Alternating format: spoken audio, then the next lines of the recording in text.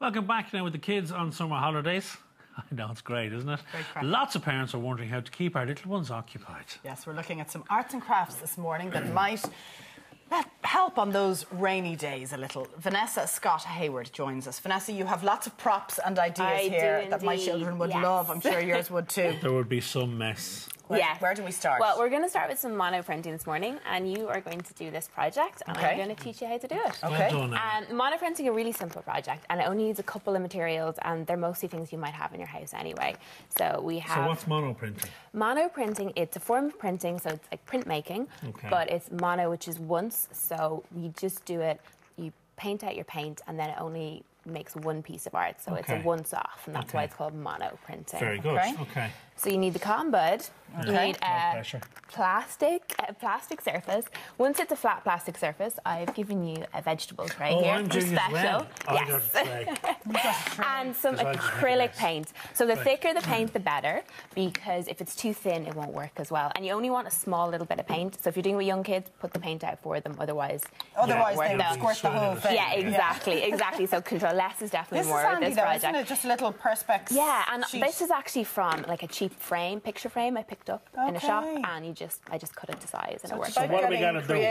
You're going to get your paintbrush, and you're going to paint it out. So just paint out all over the surface there. Just spread out the paint. Spread out the paint. We're not finished yet, though. Do you have to cover the entire area? Yes, that would be good. See? Okay. Excellent work. I don't know if I have enough paint, do I? No, you're fine. Honestly, with this, you don't want too much paint, because if you have too much, then your design, it's going to Yes, exactly. I was just going to say that. Yeah. You're not finished now? That's perfect. So you make it too pop your perfect, brushes into the water, and then you're going to get your cotton bud. And this is where you draw your design. So if you think your cotton bud is just like a pencil, stick with shapes. Letters, you have to do mirror writing. So especially, it's more common. It shows shapes. So pick any shape you want. So like I did, I did like summer sunshine. That's clever. Some hearts, like nice and simple, and you want to make sure that you do gaps between your shapes as well. Otherwise, it all blends together. Okay. Yeah. So not any small detail. You want to do the hearts? I'll do the hearts. You're not going to do something original, no? No. Hearts are original. Go on, you do something original. Then let's see what you create. This is hard. Well, you did get the tray, which is slightly harder because it's not a flat surface. Well, thank you for that, Vanessa. Oh, please. And then just make sure, so here, like you're just going over. So the line is really clear. Yeah, a really clear line. So can I see your assignment? You can, look. Oh, that's very good. Well done. Well done. Very good. Thank you. Top of the class. So original. And do you want to add some more to the other side? So go over the edges. It's a tree. Yeah. The clearer, the better. Okay. Are you just going to stick with doing all parts? I'm going over the lines, as you said, Vanessa, to make it really clear. Yeah, absolutely. Okay. Did you go over yours? I didn't need to because I did it right the first time. Oh, of course you did. Okay. According to our expert. Okay. No, that looks really good. Yeah, perfect. And you can see here that it's because you can kind of almost see through the surface, you know that's enough paint. If you couldn't see behind, then you'd know that you got a little bit too much paint on, and just to leave it to dry for a little bit. Okay. But also on the other side, don't take too long on your design because the paint will end up drying out. Okay. So the next step is you're going to get your piece of paper. So if you're doing it with the tray, just make sure the paper is cut to size, and you're going to put it down. Now, for this step, you put it down nice and gently because you don't want it to smudge the design, and then you just tap it down like that. Okay, so you don't press. You don't press, because if you press, you're likely to kind of push it across. So just start tapping it down. Nice and gentle now, nice Simon. and gently. Yes, Mother. No heavy hands. Yes, Mother. I was in the printing trade. Kind hands, isn't that what they say in my son's class? I was in the printing trade for years. Were you really? Yeah, my father was a printer. And my uncles were. Surprises us with these alternative life. Yeah, my father and my uncles were all printers. And Really? yeah, it was the first job I ever had, was a printer. Well, I wasn't a printer, I was on a machine. Load and pay, very glamorous. Very glam. I could do an hour on it, will I? No, OK, we'll move on. No, we don't want to lose every viewer we have this morning, Simon. So then if I can just have a look at yours here.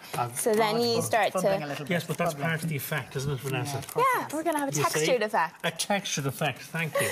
This is monoprinting level 2. You're still on 101 here, OK? I'm on 1A. Yeah.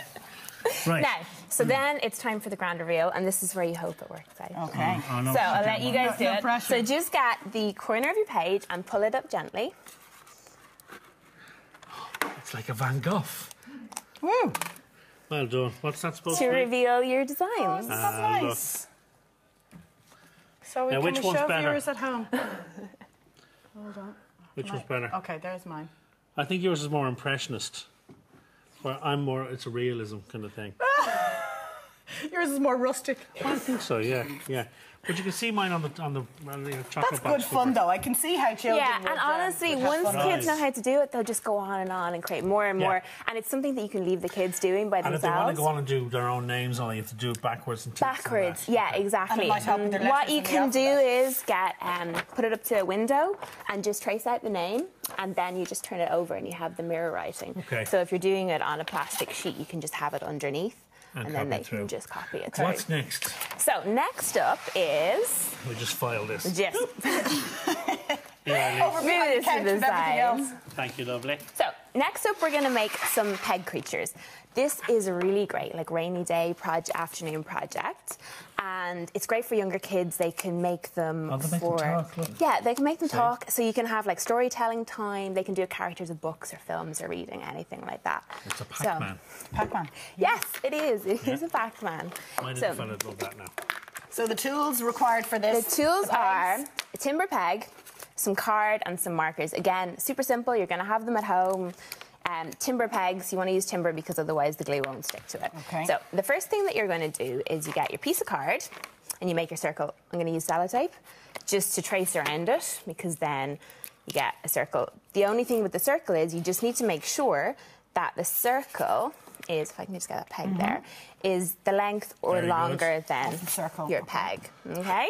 So you cut out your circle like that, and then you're going to fold it in half.